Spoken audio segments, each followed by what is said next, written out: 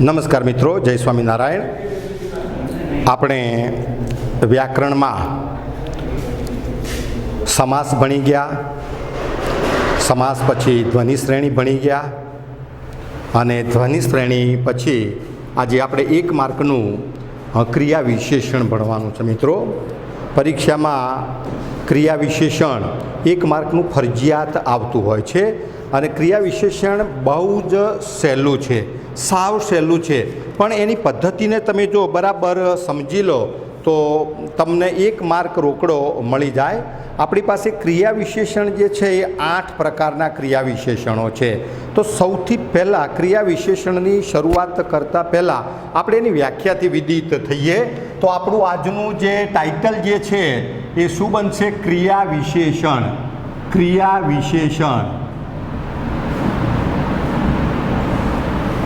1 માર્કનું ક્રિયા વિશેષણ આપણી પાસે ફરજિયાત આવવાનું છે અને તમે બરાબર એને સમજી લો તો તમારો કારણ કે મિત્રો 20 માર્કનું આપણું વ્યાકરણ છે. આખો સી વિભાગ આપણો જે 20 માર્કનો પ્રશ્ન જે છે એ ટોટલ વ્યાકરણનો આવે છે અને આપણે ગુજરાતીમાં માર્ક વધારે લાવવા માટે આપણો વ્યાકરણનો જે વિભાગ જે છે એ મારી દૃષ્ટિએ સમૃદ્ધ હોવો જોઈએ અને એમાં પૂરેપૂરા માર્ક આવવા જોઈએ, તો જ આપણે ગુજરાતીમાં સારા માર્ક લાવી શકીએ છીએ. તો ક્રિયા વિશેષ જેમ આપણે વિશેષણને જાણવું હોય તો સૌથી પહેલાં વિશેષણની વ્યાખ્યા આપણે જાણવી પડે અને ક્રિયા વિશેષણ જાણવું હોય તો આપણને ક્રિયા વિશેષણની વ્યાખ્યા આપણને આવડવી જોઈએ.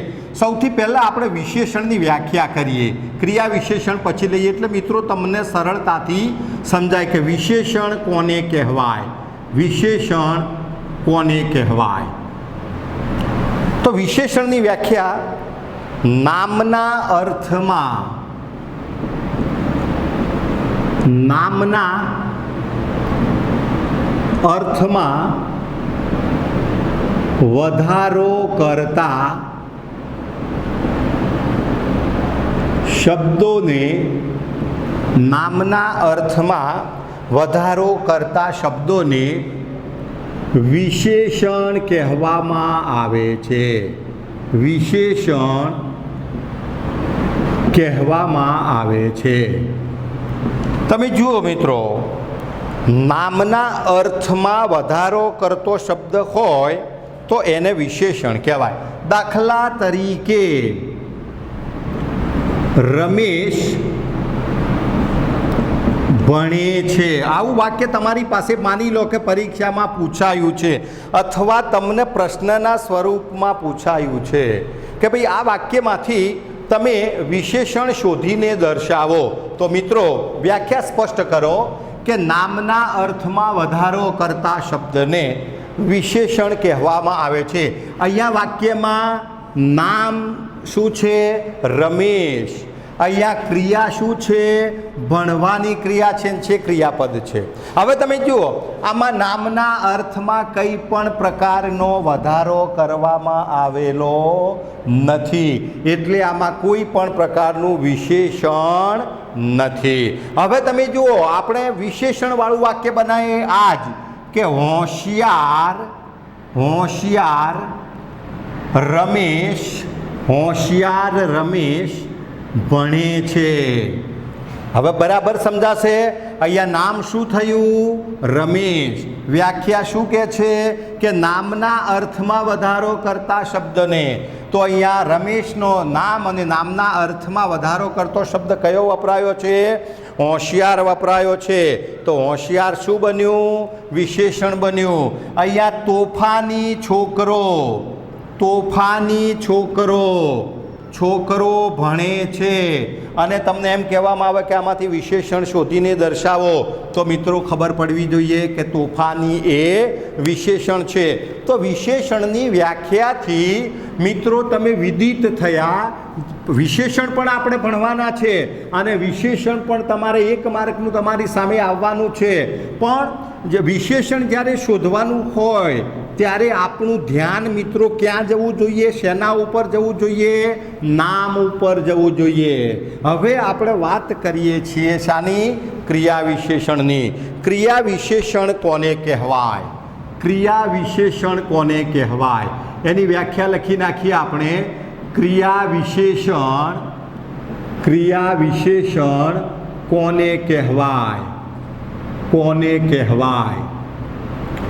વ્યાખ્યા જો મગજમાં બરાબર આવી જાય તો કોઈ પણ પ્રકારનો વ્યાકરણનો મુદ્દો મિત્રો ક્યારેય આપણને અઘરો લાગતો નથી.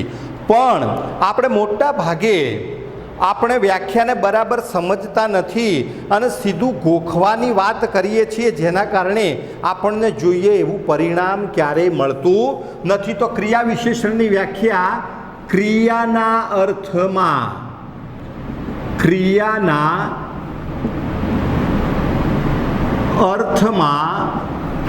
વધારો કરતા શબ્દને ક્રિયા વિશેષણ કહેવામાં આવે છે. વિશેષણ શોધવા માટે વાક્યમાં શેના ઉપર આપણું ધ્યાન કેન્દ્રિત થવું જોઈએ? નામ ઉપર. અહીંયા ક્રિયા વિશેષણ શોધવા માટે આપણું ધ્યાન શેમાં કેન્દ્રિત થવું જોઈએ? ક્રિયા ઉપર. વાક્યમાં જે ક્રિયા થતી હોય એ ક્રિયા ઉપર આપણું ધ્યાન કેન્દ્રિત થવું જોઈએ. દાખલા તરીકે રમણ દોડે છે.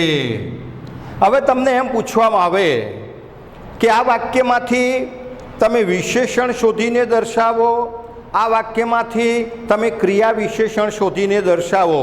મિત્રો, આમાં ક્રિયા વિશેષણ પણ નથી અને વિશેષણ પણ નથી.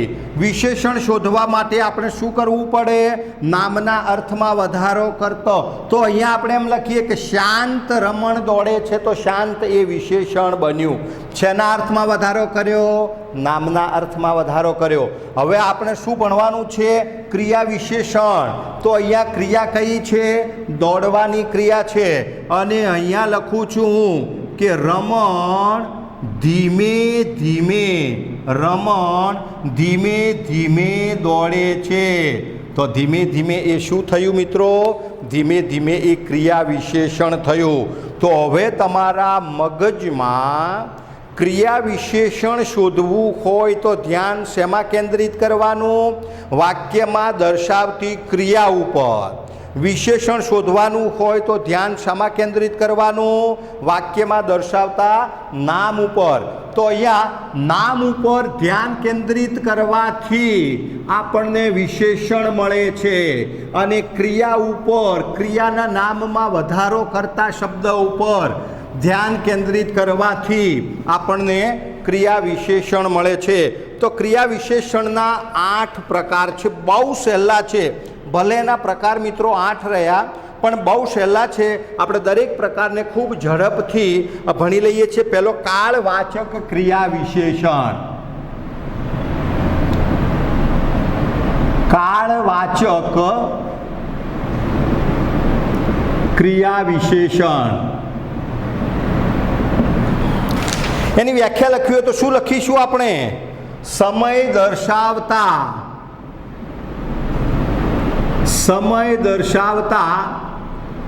દર્શાવતા ક્રિયા વિશેષણને, સમય કે કાળ દર્શાવતા શબ્દને ક્રિયા વિશેષણ કહેવામાં આવે છે. શબ્દને ક્રિયા વિશેષણ કહેવામાં આવે છે. ક્રિયા વિશેષણ કહેવામાં આવે છે. આપણે આટલું માની લો કે લાંબુ નથી ભણવું, તો અહીંયા તમે માત્ર શોર્ટમાં તમે વિચારી લો કે ભાઈ કાળવાચક ક્રિયા વિશેષણ શું દર્શાવે છે? તો સમય દર્શાવે છે. અને સમય દર્શાવતા શબ્દોને શું કહેવામાં આવે છે? કાળવાચક ક્રિયા વિશેષણ કહેવામાં આવે છે. દાખલા તરીકે તમારે આજે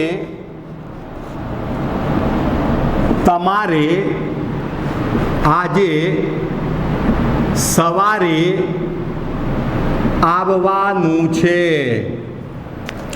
બીજું વાક્ય લખીએ છીએ, તે લોકો કાલે આવી જશે.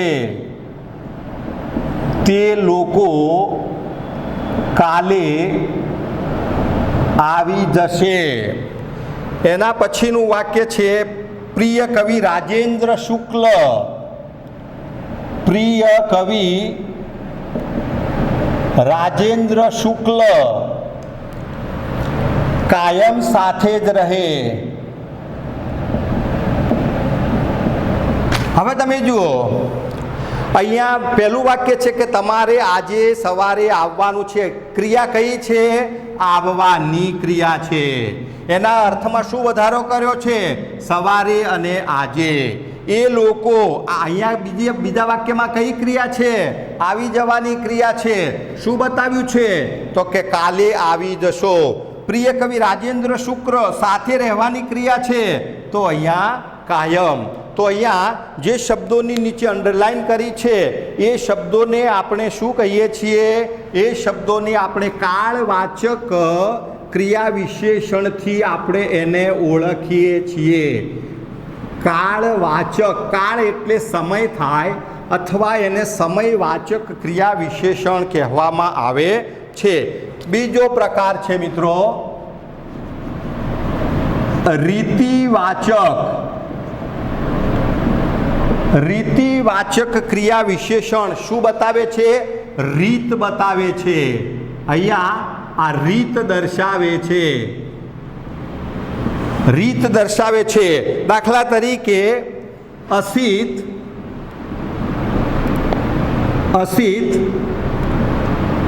જલ્દી, અસિત જલ્દી ચાલે છે.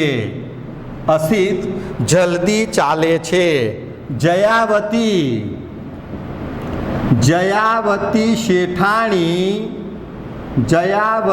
શેઠાણી હાથીની જેમ ચાલે છે. અને રાજુ જટ ઘેર જાય છે. મિત્રો અહીંયા જોઈ શકો છો તમે, અહીંયા ક્રિયા કઈ બતાવી છે? ચાલવાની. પહેલા વાક્યમાં ક્રિયા કઈ બતાવી છે? ચાલવાની. તો કઈ રીતે ચાલે છે? જલ્દી ચાલે છે. તો જલ્દી શું બન્યું? ક્રિયા વિશેષણ બન્યું. જયાવતી શેઠાણીની પણ અહીંયા ચાલવાની ક્રિયા છે, પણ કોના જેવી ચાલવાની ક્રિયા છે? હાથીની જેમ. તો જેમ એ શું બન્યું? ક્રિયા વિશેષણ. અહીંયા રાજુ જટ ઘેર જાય છે. ઘેર જવાની ક્રિયા છે, પરંતુ કેવી ક્રિયા છે? જટ. તો અહીંયા રીતિવાચક, રીત દર્શાવતા ક્રિયા વિશેષણને શું કહેવામાં આવે છે? રીતિવાચક ક્રિયા વિશેષણ. મિત્રો મેં તમને કહ્યું કે તમારું ધ્યાન ક્રિયા વિશેષણના પ્રશ્નમાં જાઓ ત્યારે તમારું ધ્યાન શેમાં હોવું જોઈએ? તમારું ધ્યાન વાક્યમાં જે ક્રિયાનો અર્થ આપવામાં આવેલો છે એ ક્રિયાના અર્થ ઉપર તમારું ધ્યાન કેન્દ્રિત હોવું જોઈએ. એના પછીનો પ્રકાર છે સ્થળવાચક ક્રિયા વિશેષણ. સ્થળવાચક ક્રિયા વિશેષણ શું દર્શાવે છે?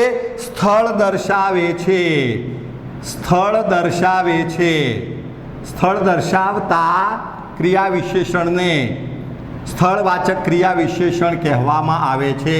સ્થળ દર્શાવે છે. દાખલા તરીકે તમારે અહીં આવવું નહીં.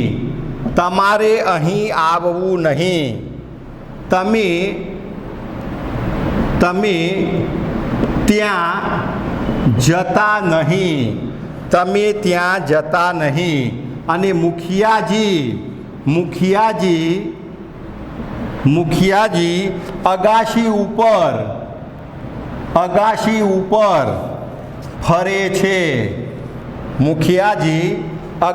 ઉપર ફરે છે. મિત્રો સ્થળ દર્શાવ્યું છે અહીંયા. તમારે અહીં આવવું નહીં, આવવાની ક્રિયા. તમે ત્યાં જતા નહીં, જવાની ક્રિયા. મુખિયાજી આગાશી ઉપર ફરે છે, ફરવાની ક્રિયા. તો અહીંયા સ્થળ દર્શાવતા શબ્દોને સ્થળવાચક ક્રિયા વિશેષણ કહેવામાં આવે છે. જોઈને મિત્રો ક્રિયા વિશેષણ કેટલા સરળ છે, કેટલા સહેલા છે, પણ તમે એને બરાબર સમજી લો, એની વ્યાખ્યાને બરાબર સમજી લો તો તમને બહુ સરળતાથી એનો ખ્યાલ આવી જાય. એના પછીનો પ્રકાર છે સંશયવાચક. સંશયવાચક ક્રિયા વિશેષણ શંકા કે સંશય દર્શાવે છે. શંકા કે સંશય દર્શાવે છે. શંકા દર્શાવે, સંશય દર્શાવે. દાખલા તરીકે તેણે કદાચ ચોરી કરી હોય, વાસ્તવમાં નહીં, તેણે કદાચ ચોરી કરી હોય. અમે ક્યારેક ફરવા જઈએ છીએ, અમે ક્યારેક ફરવા જઈએ છીએ, અમે ક્યારેક ફરવા જઈએ છીએ. તમે કદીક તો આવજો. મિત્રો અહીંયા તમે જુઓ, અહીંયા કદાચ શબ્દ છે, ક્યારેક શબ્દ છે અને કદીક શબ્દ છે. શેના અર્થમાં પ્રયોજાયા છે? શંકા, કુશંકા કે સંશયના અર્થમાં એ પ્રયોજાયા છે, જેના કારણે એ સંશયવાચક ક્રિયા વિશેષણ બને છે. સંશયવાચક ક્રિયા વિશેષણ બને છે. એ કદાચ, ક્યારેક એ કેવા શબ્દો છે? શું દર્શાવે છે? એ શંકા, કુશંકા દર્શાવે છે. એટલે એને સંશયવાચક ક્રિયા વિશેષણ કહેવામાં આવે છે. એના પછીનો પાંચમો પ્રકાર છે નિશ્ચયવાચક ક્રિયા વિશેષણ. નિશ્ચયવાચક ક્રિયા વિશેષણ શું દર્શાવે છે? નિર્ણય દર્શાવે છે. આ ખાસ યાદ રાખજો, નિર્ણય દર્શાવે છે. એ નિર્ણય દર્શાવવાનું કામ કરે છે. ખરેખર તેણે કામ કર્યું છે. ખરેખર તેણે કામ કર્યું છે. તે ચોક્કસ આવશે અને અમે કદાપી જઈશું નહીં. અમે કદાપી જઈશું નહીં. જોયું મિત્રો, અહીંયા ખરેખર નિર્ણયના અર્થમાં છે. ચોક્કસ કે ભાઈ અમે ચોક્કસ પાસ થવાના જ છીએ, કોઈ શક નથી, અમારો નિર્ણય અટલ છે. અને કદાપી અમે ગમે તેવી પરિસ્થિતિમાં પણ જઈશું નહીં. શું દર્શાવે છે? નિર્ણય દર્શાવે છે. તો નિર્ણય દર્શાવતા શબ્દોને શું કહેવામાં આવે છે? નિશ્ચયવાચક ક્રિયા વિશેષણ કહેવામાં આવે છે. ક્રિયા વિશેષણો મિત્રો ભલે એના પ્રકાર રહ્યા 8, પણ તમે ભણતા જાઓ છો ક્રમાનુસાર, પણ તમને એક પણ પ્રકારમાં સમજણ ન પડે એવો એક પણ મુદ્દો અથવા તો એક પણ પ્રકાર એમાં અઘરો કે કઠિન નથી. એના પછીનો પ્રકાર છે પરિમાણવાચક ક્રિયા વિશેષણ. પરિમાણવાચક ક્રિયા વિશેષણ. પરિમાણનો અર્થ મિત્રો શું થાય છે? પરિમાણનો અર્થ થાય છે માપ. અહીંયા માપ દર્શાવતા ક્રિયા વિશેષણને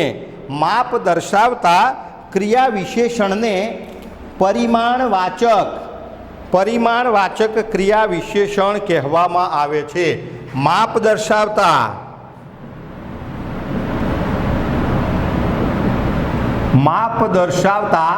અથવા માપ દર્શાવવાનું કામ કરે છે. માપ દર્શાવવાનું કામ કરે છે. માપ દર્શાવવાનું. તેણે જરીક કામ કર્યું છે. તેણે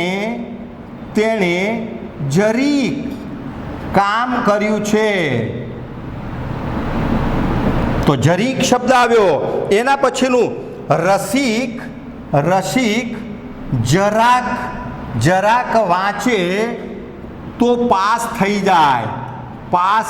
જાય. રસિક જરાક વાંચે તો એ પાસ થઈ જાય. કાળુએ જીવનમાં ખૂબ મહેનત કરી છે. તમે જોઈ શકો છો અહીંયા જરીક શું દર્શાવે છે? માપ દર્શાવે છે. જરાક શું દર્શાવે છે?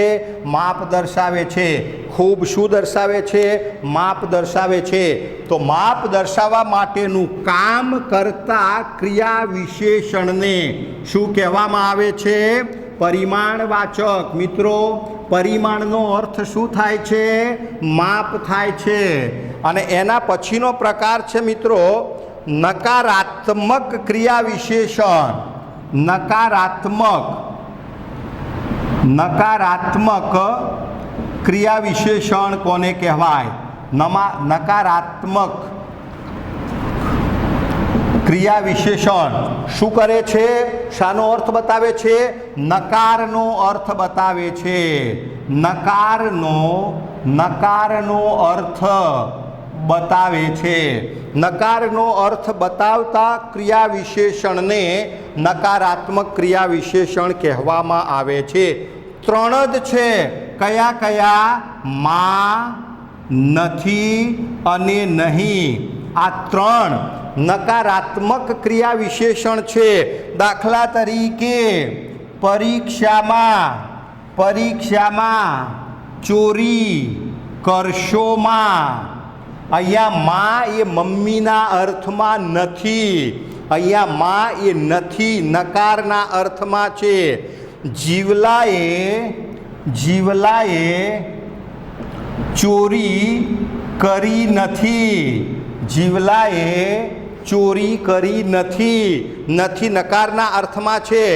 અને વર્ગખંડમાં ફરવું નહીં. તો અહીંયા નહીં શબ્દ એ શું બતાવે છે? નકારનો અર્થ બતાવે છે.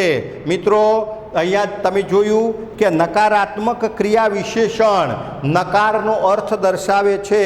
તો નકારનો અર્થ દર્શાવતા ક્રિયા વિશેષણને નકારાત્મક ક્રિયા વિશેષણ કહેવામાં આવે છે. અને છેલ્લો પ્રકાર તમે જોયું 8 પ્રકાર. ભલે એના પ્રકાર મિત્રો 8 રહ્યા, પણ કેટલા સરળ છે, કેટલા સહેલા છે, આપણને બહુ સરળતાથી આવડી જાય એવા છે. સંભાવનાવાચક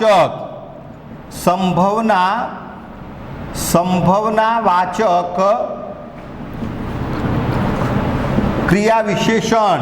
સંભાવનાનો અર્થ શું બતાવે છે? સંભાવના, શક્યતા, પોસિબિલિટી. આપણે કહીએ કે સંભાવનાનો અર્થ દર્શાવે છે. સંભાવનાનો અર્થ દર્શાવે છે.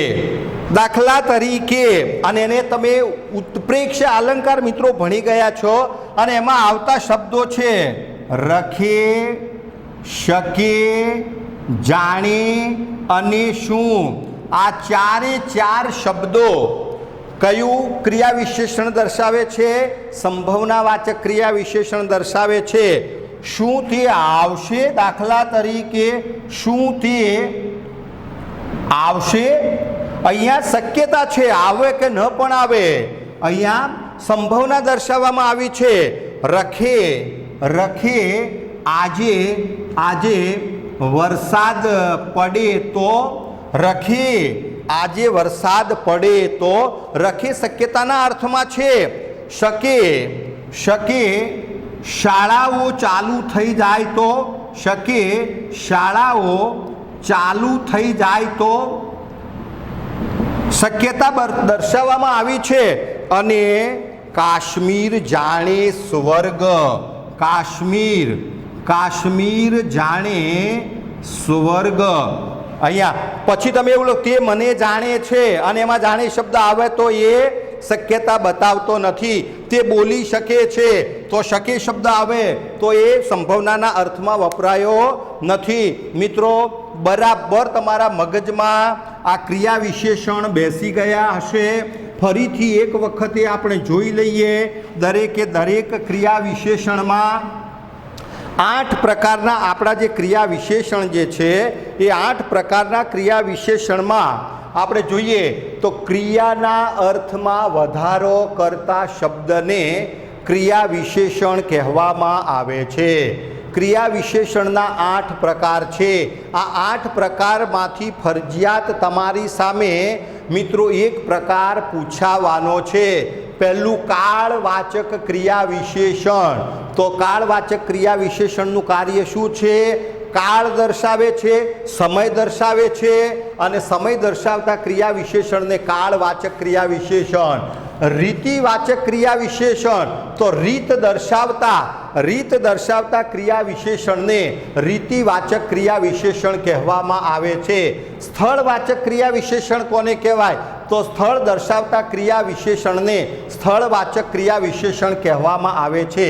સંશયવાચક શંકા કે સંશય દર્શાવતા ક્રિયા વિશેષણને સંશયવાચક ક્રિયા વિશેષણ કહેવામાં આવે છે. નિશ્ચય એટલે નિર્ણયવાચક અથવા તો નિશ્ચયવાચક ક્રિયા વિશેષણ કોને કહેવાય? તો નિર્ણય દર્શાવતા ક્રિયા વિશેષણને નિશ્ચયવાચક ક્રિયા વિશેષણ કહેવામાં આવે છે. મિત્રો પરિમાણવાચક, પરિમાણ એટલે માપ દર્શાવતા ક્રિયા વિશેષણને પરિમાણવાચક ક્રિયા વિશેષણ કહેવામાં આવે છે. નકારાત્મક, નકારનો ભાવ દર્શાવતા ક્રિયા વિશેષણને નકારાત્મક ક્રિયા વિશેષણ કહેવામાં આવે છે. અને સંભાવનાવાચક, સંભાવના દર્શાવતા, શક્યતા દર્શાવતા ક્રિયા વિશેષણને સંભાવનાવાચક ક્રિયા વિશેષણ કહેવામાં આવે છે. તો મિત્રો આપણા જો 1 માર્કના પરીક્ષામાં તમારી પાસે આ પ્રશ્ન ફરજિયાત આવવાનો છે અને ક્રિયા વિશેષણ બહુ સહેલા છે. એક વખતે આપણે એને સમજી લઈએ તો મને લાગે છે કે બહુ સરળતાથી એના જવાબો આપણે પકડી પાડીએ છીએ.